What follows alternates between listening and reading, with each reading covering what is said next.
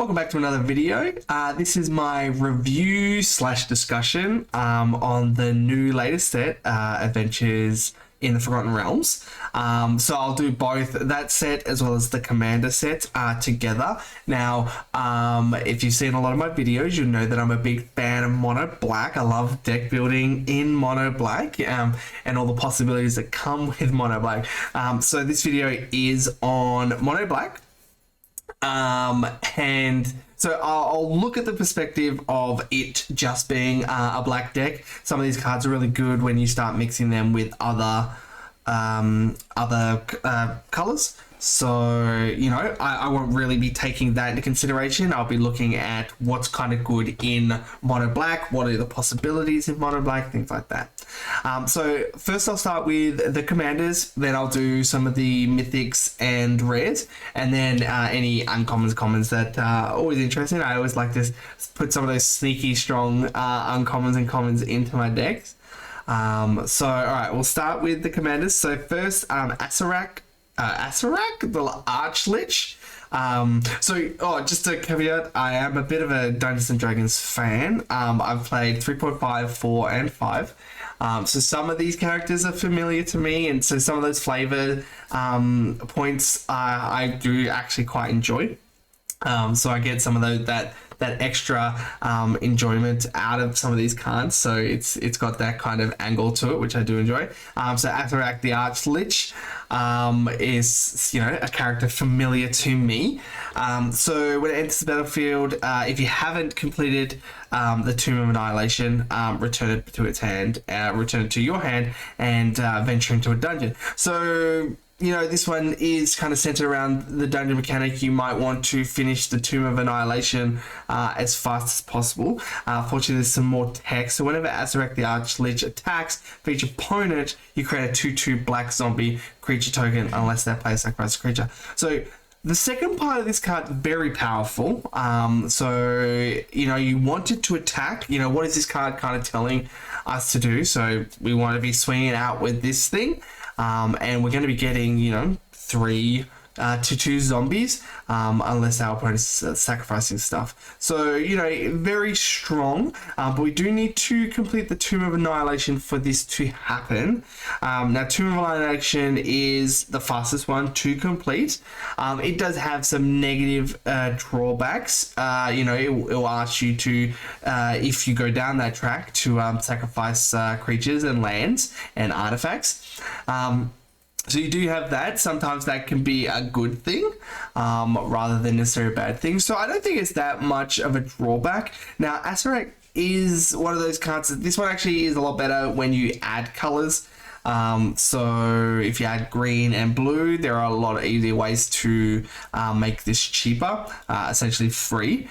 So you have, you know, infinite cast triggers, enter the battlefield triggers, all that kind of stuff. But, you know, this is a video around Mono Black, so what can we do with that? There is Heartless Summoning to make it a bit cheaper, but essentially, you know, you're going to be still paying a cost for this. So I don't really see this being a very popular Mono Black commander. I think it's something that goes in the 99 of some other colors. But it is interesting if you want to kind of add this to your Dungeons deck. I think that would be fine.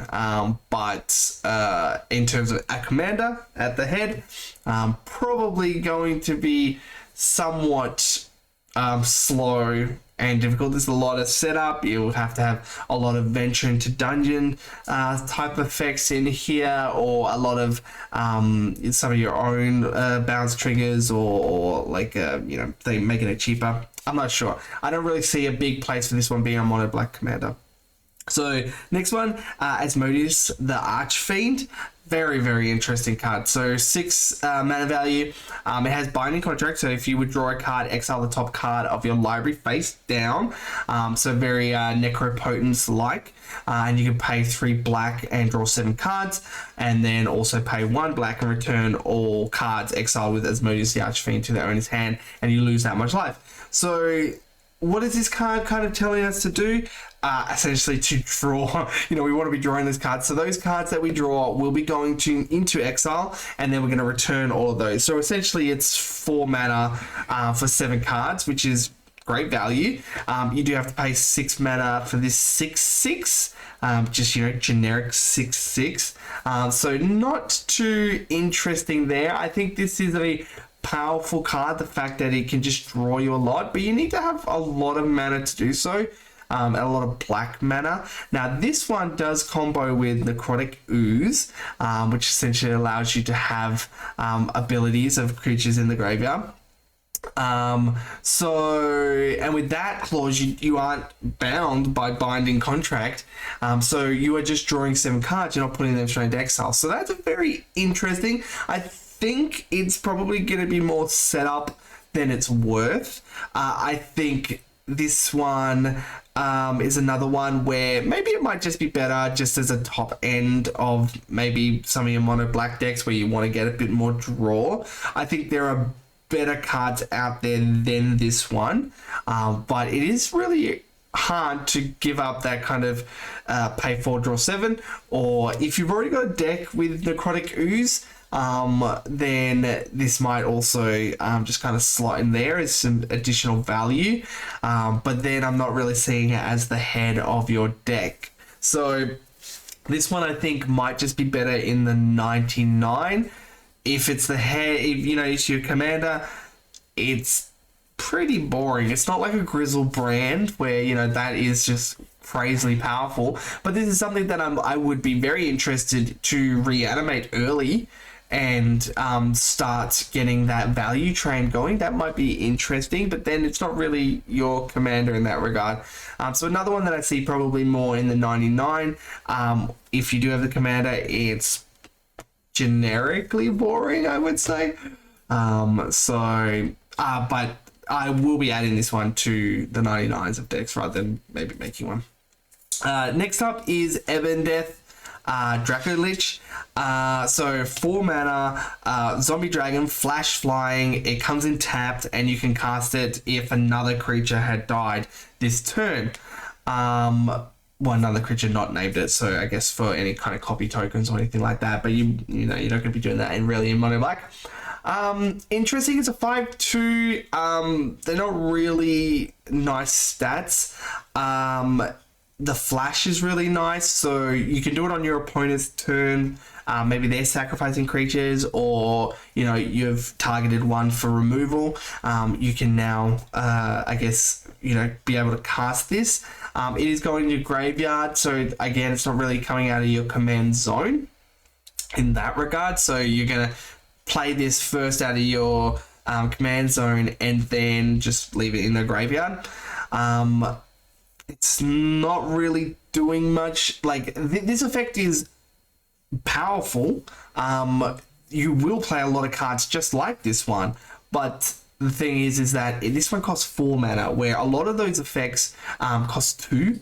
And that's where you want it if you want to be repeatedly sacrificing it. So paying 4 mana for this effect, I don't see it being very powerful.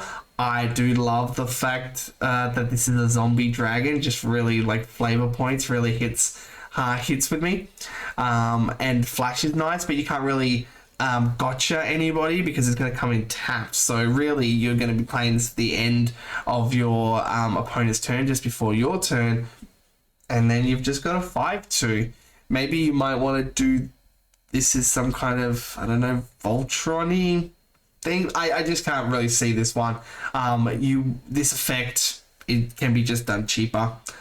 So really not something that I'm too interested in. And I don't think I'm going to add it to any decks, unless maybe you have like a Sir Conrad deck or something like that, where you are happy that it can kind of come back by itself. Maybe, but then I think there are still just better things to be doing there. Next one, Lorcan Warlock Collector. So 7 mana for a devil, flying, so that's nice. And whenever a creature card is put into the opponent's graveyard from anywhere, you may pay life equal to its mana value. If you do, you put it onto the graveyard, onto the battlefield, and it's a Warlock. In addition to its other types, and if a Warlock control would die, exile it instead. Okay, this one I really am interested in. So the creature card goes in the graveyard from anywhere. So this is specifically your opponent. So you don't need to worry about your own graveyard or what creatures you have. This is really about getting your opponent's creatures. So what is this card kind of telling me to do? I want to be managing my opponent's graveyards. I want to be gaining life because I'm going to be paying life. And creatures are going to be coming from the battlefield. So I think this one's really interesting. So first comes to mind about managing kind of creatures going into opponent's graveyard. So mill. So mill is an interesting strategy with this one. Now mill is probably not a very powerful strategy in black. Really, you're leaning on some cards that are probably not well costed or artifacts, so Mesmeric Orb and things like that. Now those are really good. So I think you might want to go down that track with this. I to be honest, I've tried brewing this one myself. So there's not that many great artifact mill cards. So I think what you might be trying to do is a little bit of maybe everything. I don't know whether it's going to make it good or bad. So you can add in your mill. You can add in your removals, your sacrifice, and things like that, making your opponent sacrifice their creatures because that's going to get them into the graveyard as well, obviously, because they're going to come from the battlefield, and then you're going to pick them up. Or the mill. And I think for this to happen, you need to have a very strong life gain strategy to back that up. The problem is that life gain is generally deterring from you putting creatures into opponents' graveyards. So I found this one really difficult to brew because I couldn't really figure out which kind of avenue. I couldn't focus on a specific area well enough or strong enough, I thought. So then this kind of went and kind of became almost like a worse Turgid. So maybe you want to put this as your commander in a Turgid deck, and then have you're sacrificing opponent's creatures and you're discarding their hands. So you're going to get the same effect that you do with having Lorcan as the commander. Maybe you want to do that to kind of depower your Turgid deck. Maybe you play groups, over your Turgid. So you might want to try that. But I'm very interested to see where this one goes. I think it is strong, as well as Asmodeus is strong in Mono Black.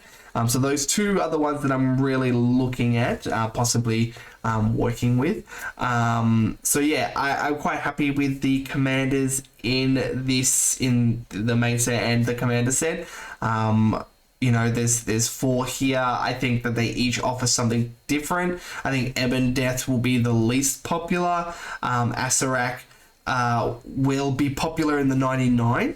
I think, and I think Asmodeus will probably be the most popular in terms of commander, but I don't think it will be, popular in terms of the whole set. And Lorcan is definitely my pick, my favorite. I love the art. I love what it's doing. I just need to spend more time with it, I think. So Asmodeus and Lorcan are ones that I'm definitely picking up. So we'll go through the rest of the rares. Some of them I think will be worth looking at. Some, generally maybe some draft chaff. So yeah, I'll mention as we go. So Bag and Devouring. Whenever you sacrifice another non-token artifact or creature, exile it. Okay, it's not really something I want to be doing too much in Mono Black. When I sacrifice a artifact or creature, I can draw a card. So maybe you're doing some treasure strategies or something like that, where you can just sacrifice that for more cards. Paying 2 mana and sacrificing creatures is not usually something that I want. Normally it's I want a repeatable free sack outlet. So it's not really something I'm going for. But you can pay 3 and sacrifice the Bag of Devouring to roll a d10 and return up to 10 X cards from among cards exiled, with X being the result. interesting. I think maybe if you're playing some kind of dice rolling deck, maybe you want this. I'm not too sure. The fact is that rolling a d10, so your average is going to be 5, 6. So that's okay, but it's just so much mana and so much setup. I've had to have sacrificed 5 or 6 things, just to get them back.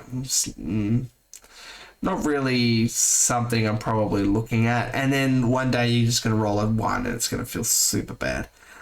So I'm probably past with this. I haven't really got a deck that it would fit in. I think it's just a bit slow. Okay, Dance Macabre. Interesting one. So it's 5 mana. So each player is going to sacrifice a non-token creature. So that's great. It's removal. Something like that is, a 1 mana effect, or it's 1 or 2 mana effect. So this is already pretty expensive. So roll a d20 and add the toughness of the creature you sacrifice this way. So you want to be sacrificing something biggish, I guess, something that's big toughness. Not really something I usually look for in a mono black. I'm normally sacrificing blood ghasts and reassembling skeletons and things like that. So it's not really going to add too much there. So 1 to 14, return a creature to the battlefield under your control. So this one is specifically that, so return a card put into the graveyard this way to the battlefield. So it can only be out of the cards that creatures that were sacrificed. So who knows what your opponents are putting in. Relying on my opponents to put something big just doesn't really feel right. And 15 plus is 2 of those things. So, I don't know. Yeah, you're probably just not going to get anything interesting in paying 5 mana for this. I would maybe pay 3 mana for this, and maybe it's playable. I'd rather just a Victimize or something like that in this place. I think it's too expensive. Death Tyrant. So, Skeleton Beholder. I love Skeleton Beholders. Always interested in D&D. So 5 mana. It's got Menace. That's okay. So whenever it's attacking, whenever an attacking creature you control or blocking creature an opponent controls dies, create a 2/2 zombie. And this one can kind of come to the battlefield on its own. So it's got that kind of reassembling skeleton effect going on. Ultimately, I think this is too expensive. This is 5 mana for a 4/6 with Menace. I mean, there's okay stats, but at 5 mana, I want to be playing something much more impactful. This one is also encouraging combat. So whenever a creature you control, attacking creature you control, or blocking creature an opponent controls dies, get a 2/2 black zombie. So this is in an attacking mono black deck. Not really something that I'm kind of looking for. There are some Voltron mono black decks that you could build. That might work. It comes back by itself, but it's 6 mana. It's just so much. Ultimately, I think this is probably just too expensive for what's happening, and you're only getting a 2/2 zombie. It is instant speed, which is nice, but probably just an effect that's probably too expensive. Okay, Grave Endeavor. So 7 mana, so this one's quite expensive. So roll 2 d10s and choose 1 result. Return a creature card from the graveyard to the battlefield with a number of +1/+1 counters on it, equal to the result. Then each opponent loses X life and you gain X life, where X is the other result. It's 7 mana, so you got like Grave Betrayal at that kind of cost. And it comes in with +1/+1 counters, so average of the 2d10s you're going to be rolling 5 and 6. So say you get the 5 and 6 on both, so they come in with 5 counters on it, and your opponent's going to lose 6 and you're going to gain 6. It's not how much life was lost this way, so it's not really a lot. 7 mana is very expensive. Maybe you care about the +1/+1 counters, but yeah, ultimately I think this is too expensive. It is instant, which is nice, but I would probably just play Reanimate this, I guess. It's a big Grave Betrayal. I'll probably play over this. Maybe if you care about the counters, then sure, maybe. Okay, Grim Highly. Whenever one or more creatures you control deals combat damage to a player, create 2 treasure tokens. This is very interesting. So it's 4 mana. 4 mana is playable. And it has a sacrifice X treasures. Target creature gets -X, -X, and activate as sorcery. And it's 1 mana. This one's really interesting. I'm not sure if this goes in a mono black deck. I think this might go into something with more colors. But the fact is it's generating 2 treasures, which heaps. And this, you have the synergies with sacrificing artifacts. It itself can give -X, -X. Only it's a sorcery, so you're not going to be able to get somebody with it. But really interesting. I don't have a deck for this now, but yeah, maybe. I mean, this probably goes in. It could go in like a ninja deck or something like that. I'm not too sure where this would go for mono black, but I think if you've got, you're swinging out with many creatures, maybe you got a token deck. Yeah, not too sure with this one, but I think it is powerful. So that's interesting. Okay, Hellish Rebuke. Until end of turn, permanents your opponent's control gain. When this permanent deals damage to the player who casts Hellish Rebuke, sacrifice this permanent, you lose 2 life. And it's 3 mana instant. So this one's interesting. Ultimately, I don't think it's too powerful. I think you need... This is kind of like the... I forget the name of Ink Shield, I think, that came out in Strixhaven. Where you're going to kind of get somebody if they swing out with you for too much. So this is more like if it's go wide and they're swinging out at you to the player who casts, sacrifice is permanent. So you're still going to take that damage, which is the unfortunate part. But you're really going to hit somebody. I think it's an interesting card. Ultimately, I think it's one of those cards that you will just cut more often than not because it doesn't really synergize too much. Maybe you're... Yeah, I'm not too sure with this one. I think ultimately it's just not strong enough and you're going to cut it in a lot of decks. It's kind of like Imp's Mischief kind of thing where it doesn't really synergize. It just kind of is there as a fun card, fun gotcha kind of card. But you generally cut those first because they just don't do any synergy with your deck. So very interesting. Lorcan, great.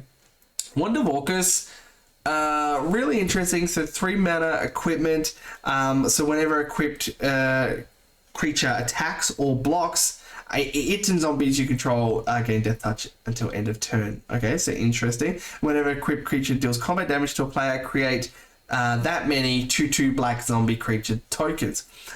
And it's equipped for 3. Very interesting. I think this is a powerful card. I don't like the equipped 3.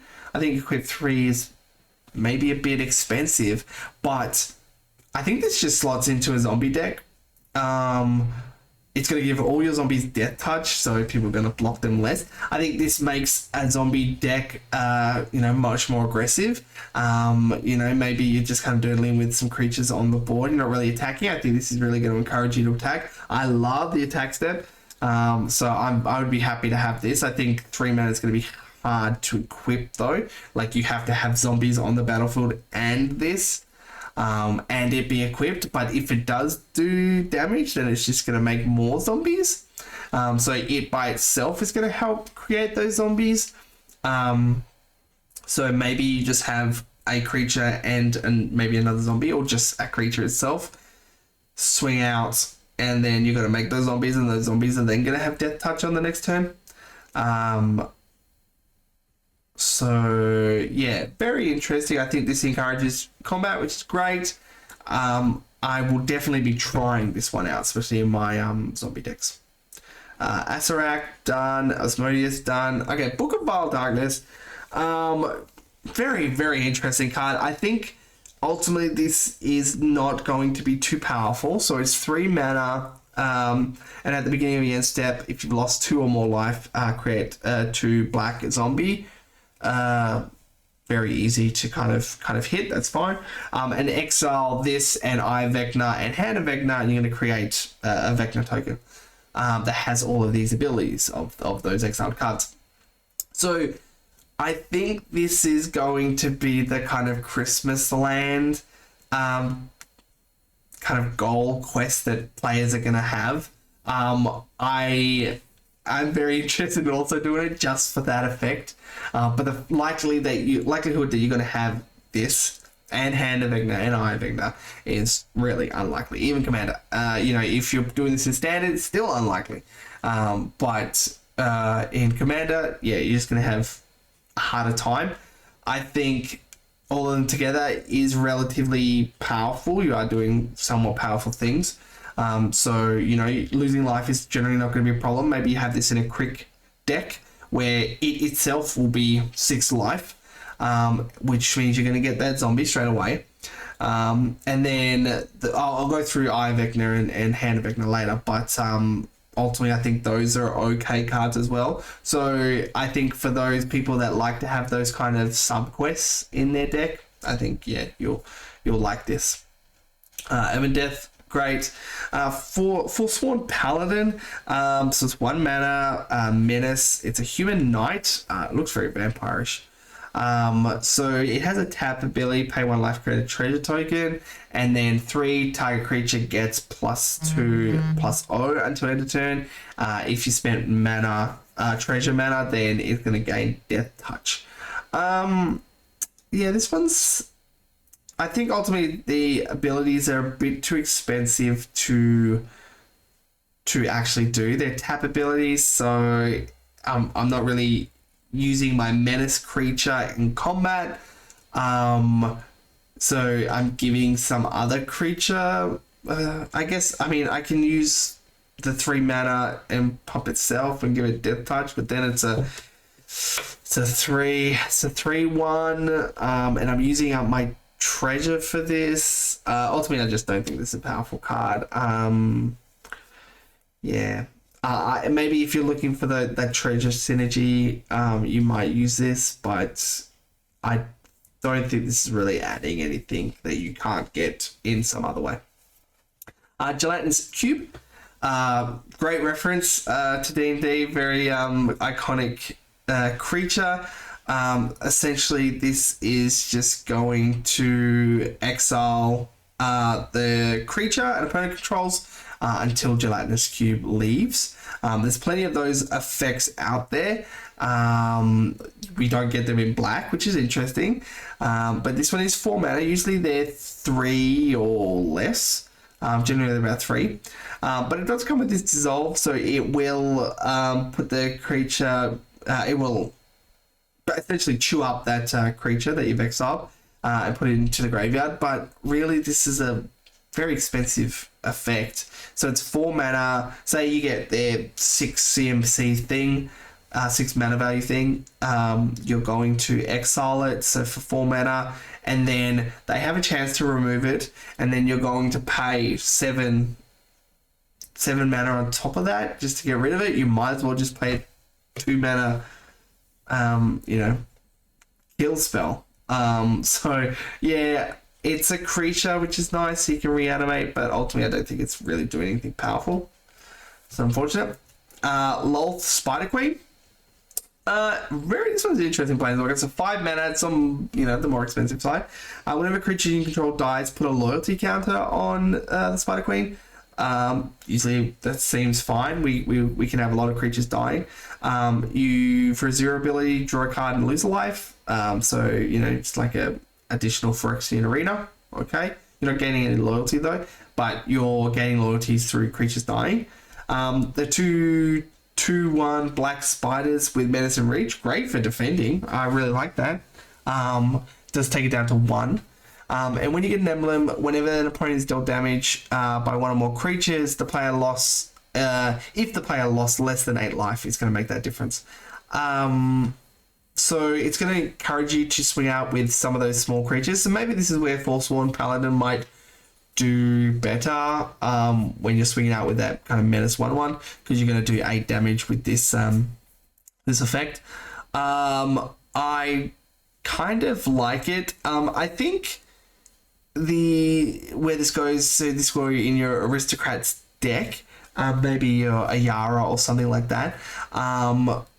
But you're not really swinging out with creatures. So this one, I'm finding it difficult to kind of evaluate. I think it's powerful, but it's asking me to swing out with a small creature, one small creature, but also sacrifice creatures. So I'd probably just rather the sacrifice. I think maybe I just like it because it makes 2 tokens. Yeah, I'm not too sure. It, allows us to draw a card and defend itself. So those are usually, decent for a Planeswalker. If your, play group is very heavy on Planeswalkers and they like to swing out of them, maybe not. But I do like Lolth. I think I like Lolth. I think it requires some testing. Sphere of Annihilation. So X and a black. It's going to come in with those X void counters. Essentially, it's going to wait until the beginning of your next upkeep. And it's going to exile all creatures and Planeswalkers with that mana value of X. Mana value or less. This is a card that reads good, but is probably not going to be in reality. This reminds me of Nevin Roll's Disc.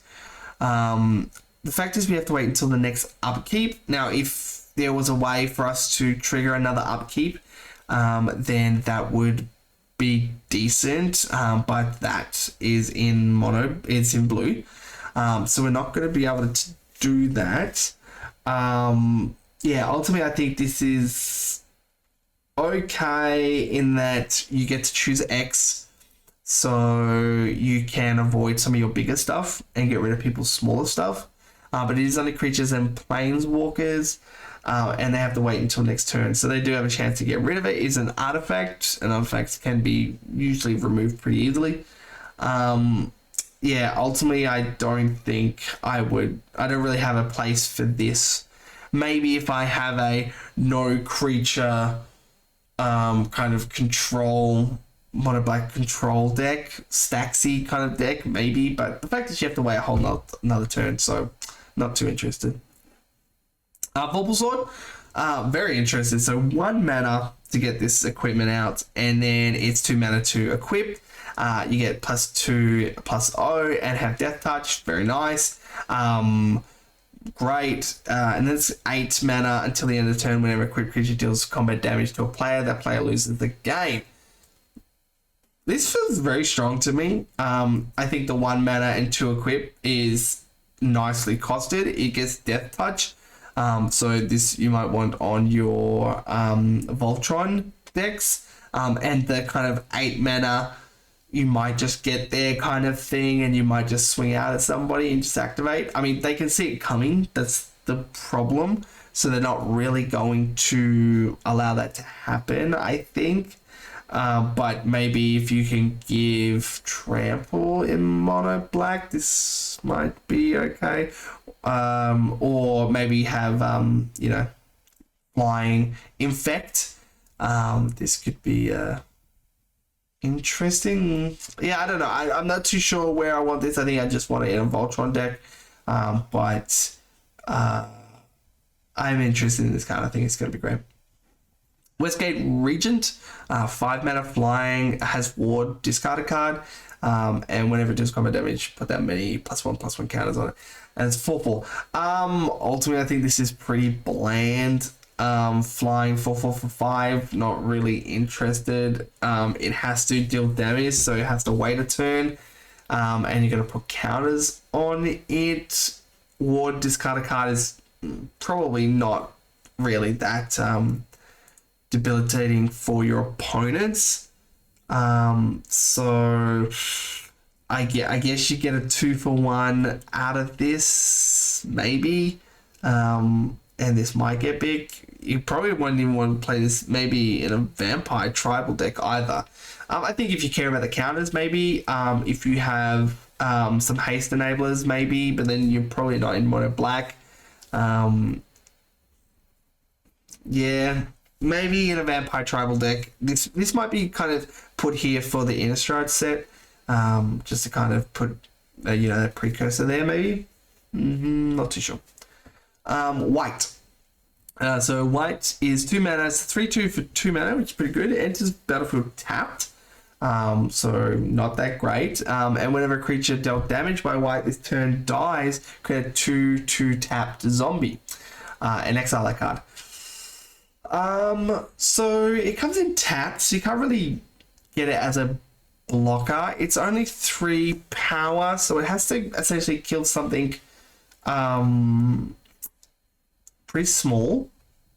So I'm not really interested. Now, if you could give this Death Touch, then it will essentially die. It kills the other creature. You get a 2/2 zombie and you exile that card.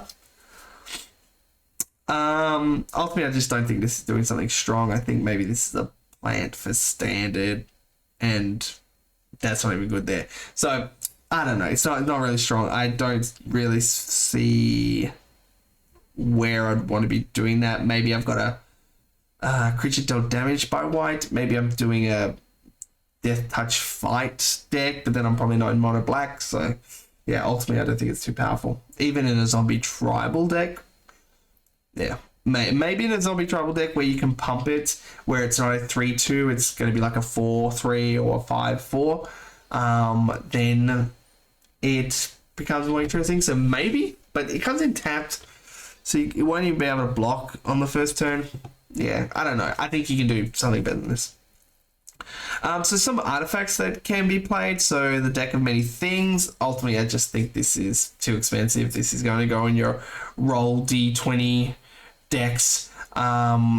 You are very rarely going to get the crit, the 20. So that's really what you want. All the other effects are relatively non-interesting, just too expensive. It's 2 mana to roll. And yeah, you're going to get a card back to your hand. You're going to draw 2 cards most likely. Yeah, it's not interested. Too expensive. In your roll dice deck, maybe. Eye Vector. This one is interesting. So it enters the battlefield, it replaces itself, so it draws a card. So it's 2 mana, draw a card, and lose 2 life. So not quite like a Knight's Whisper. But if you care about the artifact, maybe. And at the beginning of your upkeep, you may pay 2 life. If you do, you draw a card and you lose 2 life. So it's not that great. I mean, you're going to be paying 2 each turn. So essentially, you're continuing to pay that. So I think by itself, it's an okay card. If you care about the life loss and you care about the card draw, maybe you might want to put this in a deck, even if you're not playing the other pieces. But ultimately, I think it's not that great by itself. So you want this in a Vecna deck. Hand of Vecna, on the other hand, so at the beginning of combat on your turn, equipped creatures or a creature you control named Vecna is going to get +1, +X, where X is the number of cards in your hand. I think that's great. I think 3 mana for this equipment, that's okay. But there are 2 equip costs. It's either 2, which I think is, that's like a sword, so it's, okay, you do pay that sometimes, or you pay 1 life for each card in your hand.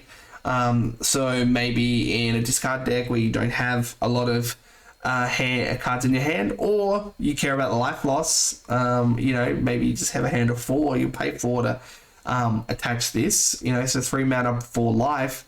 And it's going to get X + X, so it's going to be, in that case, 4. I think this is really nice. I think that you're going to put this in a Voltron deck or an Equipment Mana kind of deck.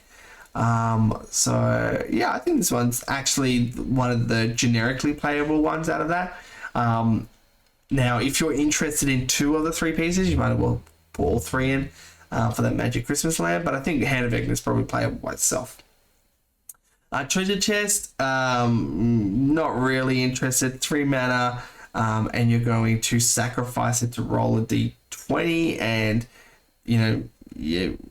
critical fail. You're gonna lose 3 life, or you're gonna create 5 treasures, or you're gonna draw 3 cards, or you're gonna search a library, put it for an artifact, and put it on the battlefield. I think think you have to have that kind of synergy. I don't really see that in mono black, maybe a mono black treasures deck. Yeah, ultimately I don't think this is too powerful. I think 3 mana to get it down and 4 mana to sacrifice it. For the off chance that you might get an artifact out of your deck, I think you could just tutor for that artifact and it would be much better. Dungeon Descent, so it comes in tapped, so not that great, and it gives you colorless. I not really in my mono black decks, you know, I'm playing a lot of swamps. I'm not playing that many utilities. If you don't care about how many swamps you have, maybe you might put this in. This really only goes in a, you know, Dungeons Mana, so maybe this is in your Asurek deck, where you want to untap. You want to tap that Asurek as it's, I guess this is only a sorcery, so you can't even do that. Yeah, I just don't see this being powerful. Hive of the Eye Tyrants, so it comes in tap unless you control, when you control 2 or more, so this has to be your first out of your first 2 lands, so probably unlikely. So most likely it's going to come in tapped. It does tap for black, which is nice, and it does create this Beholder token that is a little bit of a little bit of graveyard hate. I think that's interesting.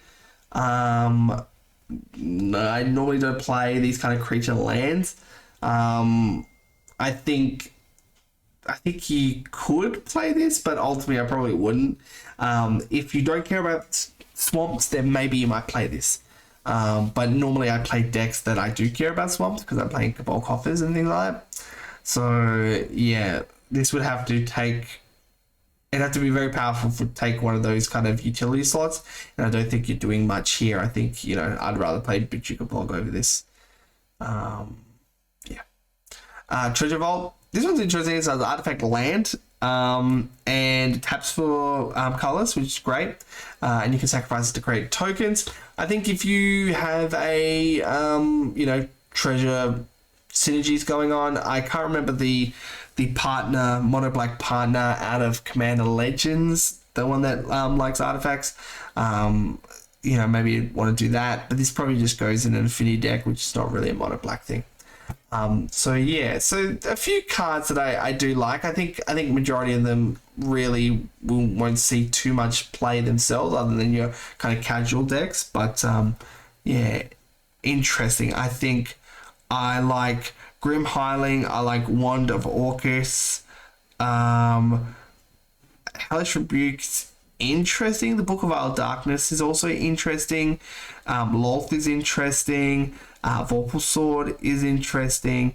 I do like the Vector pieces. I think the Magical Christmas Land is probably enticing enough to players that they would see play. And maybe, you know, Treasure Vault, I guess. But that's not really necessarily a mono black thing.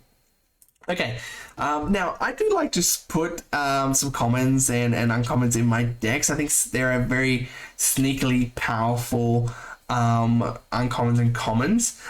So I won't go through all of them, but I'll just kind of highlight some that I thought were interesting. So check for traps. This one's interesting. So it's, you know, Thought Seeds for an extra mana, but you get to exile a card. And if it's an instant card or card with flash, they'll lose 1 life. So it's interesting. I think this might be more of a trap for players if they think they want to put it in a discard, because this doesn't actually discard, so you don't really want to put it in your discard decks.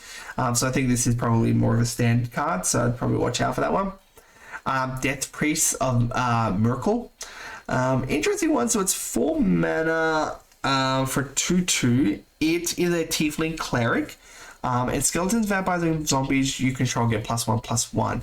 And at the beginning of your end step, if a creature died this turn, you may pay 1. If you do, create a 1/1 black skeleton. This is interesting. I kind of thought about this one because it's 4 mana, so it's more expensive than a usual Lord. It pumps skeletons, vampires, and zombies. It is a Tiefling Cleric, so this is not like a zombie lord that we have plenty of, where it itself is a zombie and it's also pumping zombies. So you kind of get that cross synergy when you have 2 lords. This one's a Tiefling Cleric. as you might want to put this in your Azorius Clerics deck, maybe. You do have to pay for 1 if a creature died to get a skeleton. Normally, I would kind of want this effect to be free. It's nice that that 1/1 is actually a 2/2 with this out. I think if you were in a sacrifice deck or a zombie skeleton vampire deck, there probably are just other cards better than this. The fact is, yeah, that you have to pay the 1. I think that's the big problem. So I probably also wouldn't put this maybe in a budget deck or something like that. Dungeon Crawler, essentially is just Grave Crawler, but it is on completing a dungeon.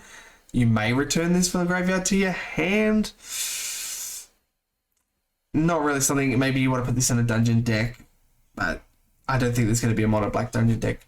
Grim Wanderer, Flash, can only be cast if a creature died this turn. Probably not really something that it's going to be too hard. It's a 5/3, so it's a big body. But once it dies, I don't really think I want to be bringing it back. So, do I care about a Flash 5/3? Probably not. Power Word Kill. Destroy target non-angel, non-demon, non-devil, non-dragon creature. 2 mana instant. This is really powerful. The only problem is the non-angel, non-demon, non-devil, non-dragon. Those are generally big creatures. So you do want to kill them. This is, I guess, a low-level spell in Dungeons & Dragons, which is why it doesn't hit those big kind of creatures. You can't actually use Power Word Kill on those kind of creatures, so I like the flavor. But ultimately, I think that there are other cards just that already do this and better. So yeah, probably not that interested. Warlock class is one that I kind of went back and forth on myself. It's 1 mana, so super cheap. At the beginning of your end step, if a creature dies this turn, each opponent loses 1 life. So it's worded so that, this is not going to be repeatable. It's only at your end step. They're going to lose a life. So you're going to get this clause, but, 1 life a turn, whatever. It's 2 mana to upgrade it to the next. It's essentially Ransack the Labs, which I think is a fine card if you care about stuff going into your graveyard. I think this is decently costed, so I don't really like the first effect. I think it's pretty boring. The second effect is fine, I think, but the fact is this is 1 mana, and then it's 7 mana for Wound Reflection. So you're paying 7, 10, 10 mana to eventually get to Wound Reflection, that when a creature dies on your end step, each opponent loses 1 life. I think I would just play Wound Reflection if that's what I was looking for and not really worry about this. But in a budget deck, this might be, you might be interested, or you're playing some kind of enchantment deck, you might be interested.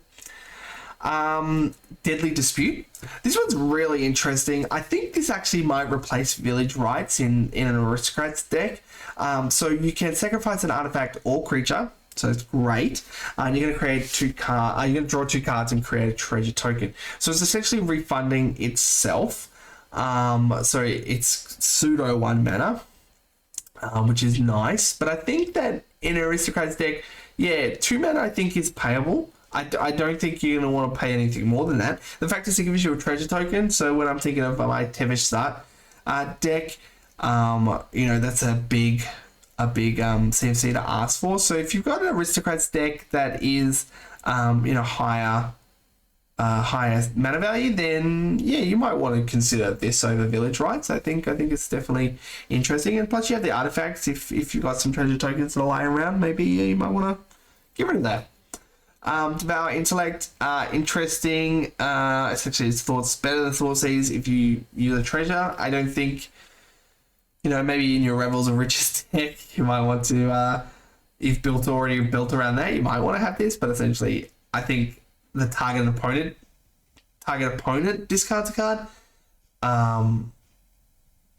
It's not Reveal. So it's like Raven's Crime, but worse. Oh no, okay. So if you use a treasure, They will Thoughtseize, yeah. So it's better than Thoughtseize if you use treasure, else it's a worse Raven's Cry. Not really something I'm looking for in Commander. And yeah, that's it. So those are some of the commons and uncommons. I think they're very interesting. I think Deadly Dispute is definitely playable. I think Warlock class people will try and probably not like. Power World Kill, I think people might put in a budget deck or a kind of themed deck, and they'll be okay. Dungeon Crawler probably won't see play. I think Death Priest of Merkle might go on a Cleric's deck, maybe in your Apostles deck. You don't really want that in your Apostles deck. I don't know where that one goes. Grim Wanderer, probably not going to see any play. And yeah, maybe Black Dragon might go in your Dragon Tribal, 5-color Dragon Tribal budget deck. Maybe. So yeah, so that's Mono Black, all the kind of cards that I'm interested in Mono Black. I think it's an interesting set. I do really like the flavor. It is probably on the powered down, so I'm not going to be making a lot of swaps. I think I want to continue building Lorcan. I think Asmodeus will just fit into decks relatively easy. You can just swap that out for a lot of cards. And I think Wand of Orcus and Grim Hireling are very interesting. I think this kind of promotes a style that I have yet to brew around, so I think it's interesting. I think people are going to try out Vile Darkness, and yeah, try and make some Vecna decks. Other than that, thanks for watching. I hope you enjoyed. I hope you got a nice kind of mono black perspective on some of these cards. I think a lot of them will be more powerful when you add colors, but I don't really like those decks. So yeah, very interested. I'm very happy with this set. I think there's a lot to go. I'm still waiting for my pre-order cards, so you know, there's still a few weeks, still a week or so away. So yeah, I hope you guys enjoy this set, and I hope you enjoyed the video. Thank you.